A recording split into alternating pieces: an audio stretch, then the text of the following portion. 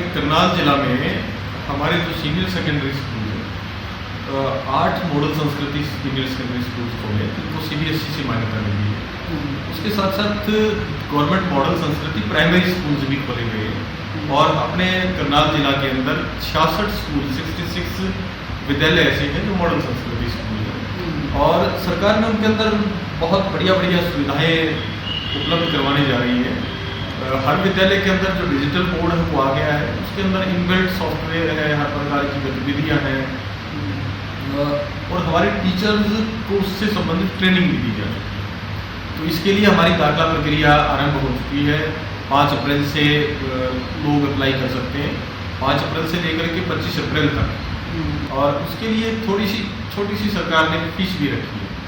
इस कह लीजिए चाहे कॉन्ट्रीब्यूशन कह लीजिए लोगों का कि जिस प्रकार से पहली से तीसरी तक 200 रुपये, फिर चौथी पाँचवीं के लिए 250 रुपये, फिर 300 रुपये और 400 रुपये और 11वीं 12वीं के लिए 500 रुपये फीस रखी हुई है। तो बहुत छोटी सी फीस है और सरकार ने ये निर्णय लिया है कि इस फीस को जो कलेक्ट करेंगे उस फीस को बच्चों को सुविधा उपलब्ध करवाने के लिए या उनके बेटरमेंट के लिए ही इस्तेमाल किया जाएगा SMC के माध्यम से। नमस्कार, ITV 24 देख रहे हैं आप। मैं आपके साथ कंवर पाल। आज एक बहुत ही अहम विषय को लेकर हम बात करने वाले हैं। विषय है शिक्षा को लेकर कि हरियाणा सरकार ने क्या नई शिक्षा नीति बनाई है, क्या शिक्षा नीति में क्या फेरबदल किए ताकि आम जन जो है उनको उस नीति का लाभ मिल सके।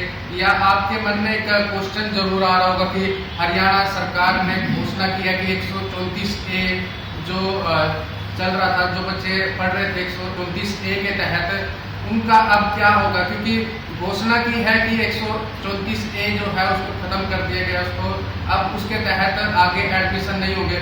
तो जो बच्चे उसके तहत पढ़ रहे हैं उनका क्या होगा। जैसे निजी स्कूलों में बच्चे पढ़ते हैं, पहले ये था कि कोई भी गरीब बच्चा निजी स्कूल में पढ़ सकता है, अपनी मन मर्जी के मनपसंद के स्कूल में पढ़ सकता है। उसको 134A को अब नियम जो था उसको हरियाणा सरकार ने खत्म कर दिया है। तो कई पेरेंट्स जो होंगे उनके मन में क्वेश्चन जरूर आ रहा होगा कि अब उनके बच्चों का क्या होगा, क्योंकि निजी स्कूलों की फीस इतनी ज़्यादा होती है कि आम जो परिवार है, गरीब फैमिली है, वो फीस नहीं दे पाते। इसी विषय को लेकर आज हमारे साथ रोहतास वर्मा जी हैं, DEO हैं जिला करनाल से। तो हम उनसे भी जानेंगे कि नई शिक्षा नीति में क्या कुछ फेरबदल हुआ है और कैसे जो प्राइवेट स्कूल है जो अपनी मन मर्जी करते हैं उन पे किस तरह से हरियाणा सरकार जो है रोक लगा रही है, किस तरह से उन पर प्रतिबंध लगा रही है। तो हमारे साथ हैं रोहतास वर्मा जी। नमस्कार जी। नमस्कार। तो रोहतास वर्मा जी, आपका पहले तो स्वागत है ITV 24 पर। और अब हम एक चीज़ को लेके जो विषय है शिक्षा, हरियाणा सरकार की शिक्षा नीति जो है उसमें जो आज जैसे कि 1 अप्रैल है, 1 अप्रैल से कोई फेरबदल क्या रहा है। और दूसरा क्वेश्चन हमारा रहेगा 134A के तहत जो बच्चे हैं वो पढ़ रहे हैं उनका क्या होगा, क्या वो रेगुलर पढ़ते रहेंगे या उनको कुछ और देखना पड़ेगा। पहली बात तो ये कि शिक्षा नीति का प्रश्न नहीं है। कुछ नियम जो हमारे थे वो सरकार ने उनको कुछ फेरबदल किए। इस प्रकार अभी आपने बताया कि 134A जो सेक्शन था वो डिलीट कर दिया है सरकार ने। और 134A था हमारा दूसरी कक्षा से लेकर के 12वीं कक्षा तक जो प्रवेश दिया जाता था किसी भी मान्यता प्राप्त विद्यालय के अंदर, और उसके लिए गरीब बच्चों का प्रावधान था जो गरीब परिवारों से बच्चे संबंधित हैं।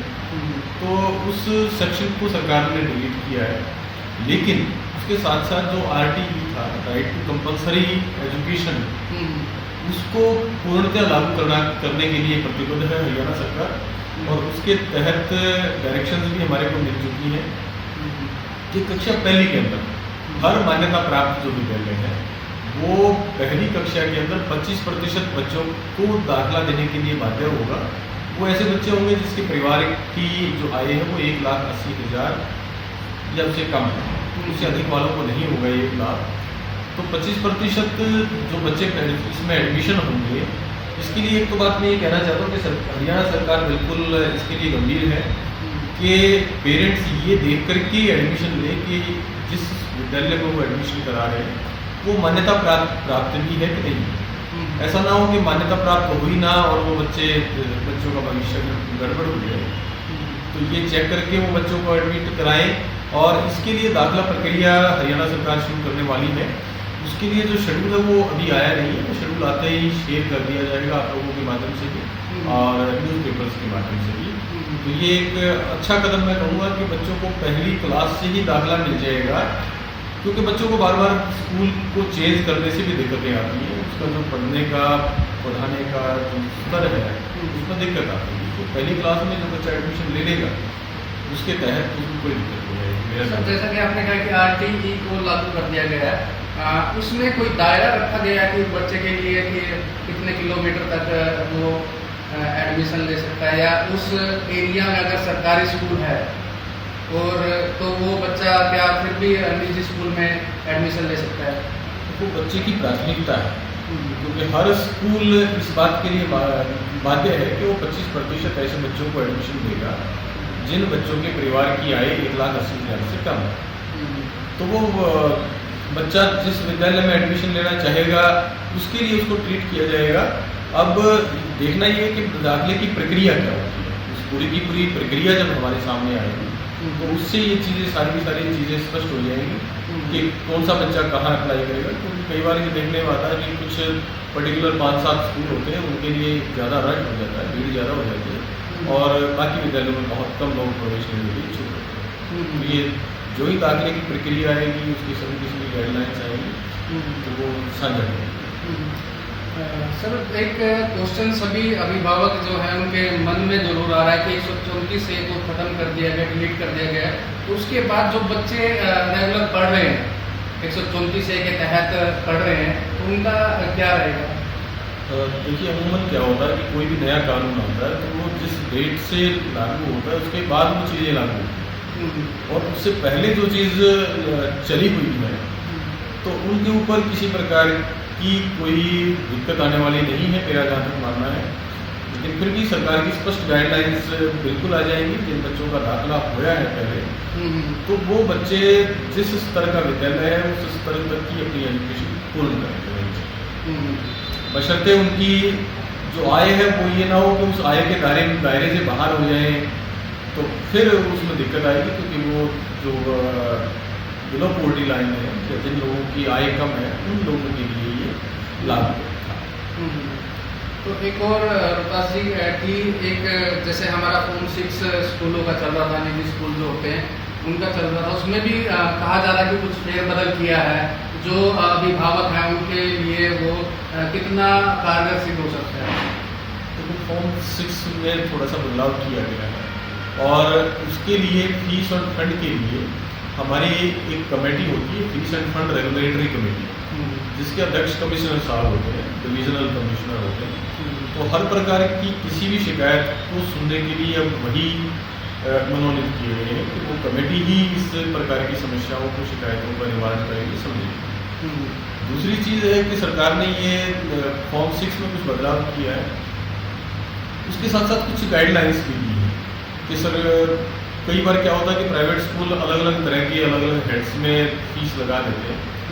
अब फॉर्म 6 के हिसाब से कंपोजिट फीस उन्होंने की है, जिसके अंदर सभी के सभी जो उनकी अलग अलग मद की फीस है उसको कंपोजिट करके वो बताएंगे।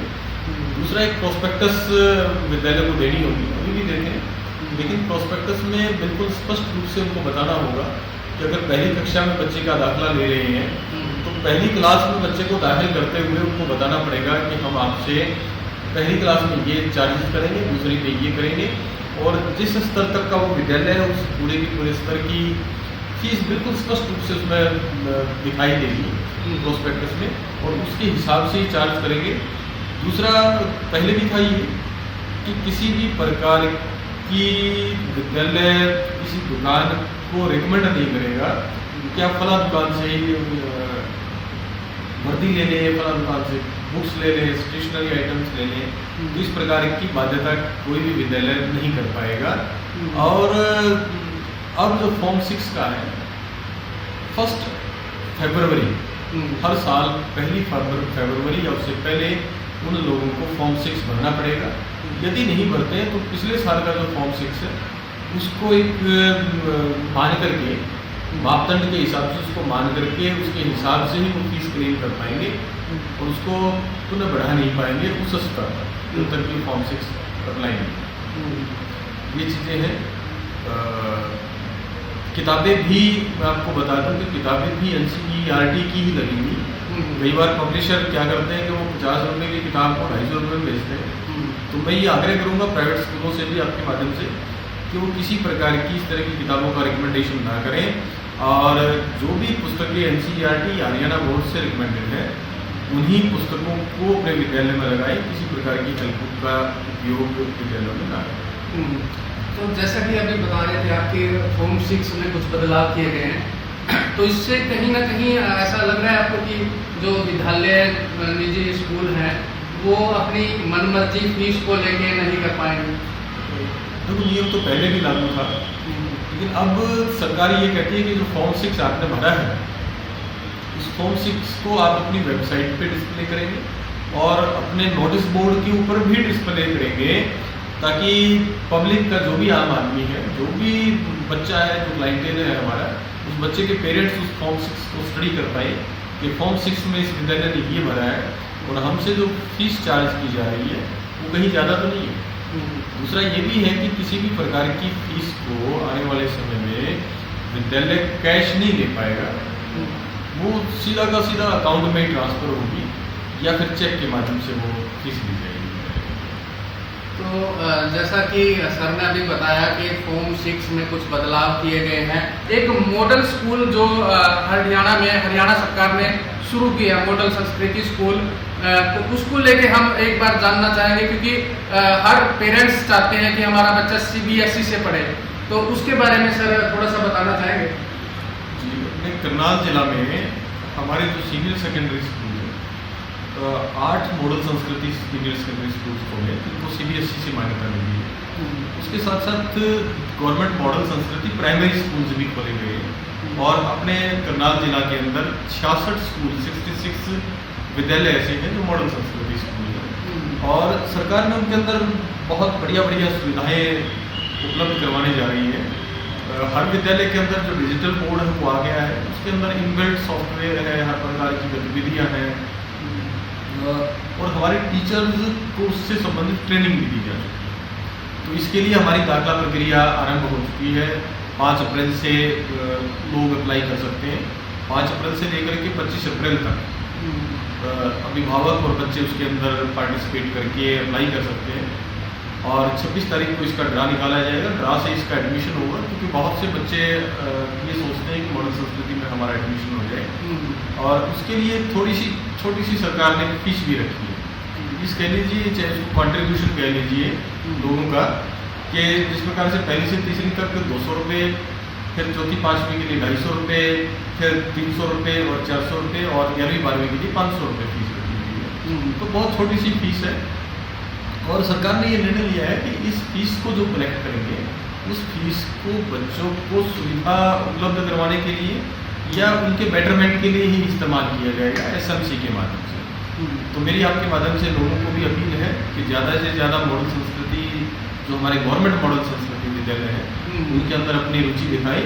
आने वाले समय में एक बहुत बढ़िया शिक्षा के क्षेत्र में हमारे अध्यापक एक बहुत बढ़िया प्रदर्शन करने जा रहे हैं, और इन विद्यालयों के माध्यम से वो हमारे अध्यापक बताएंगे कि हम बच्चों को एक निखार करके लोगों के सामने एक तस्वीर पेश करेंगे कि हमारे बच्चे भी बहुत बढ़िया प्रदर्शन कर सकते हैं, चाहे वो शिक्षा का क्षेत्र हो, चाहे वो खेल का हो, चाहे दूसरी अन्य कल्चरल गतिविधि हो। तो ये सब जो मॉडर्न स्कूल है, ये हर ब्लॉक में है या अभी जिला जैसे शहर में?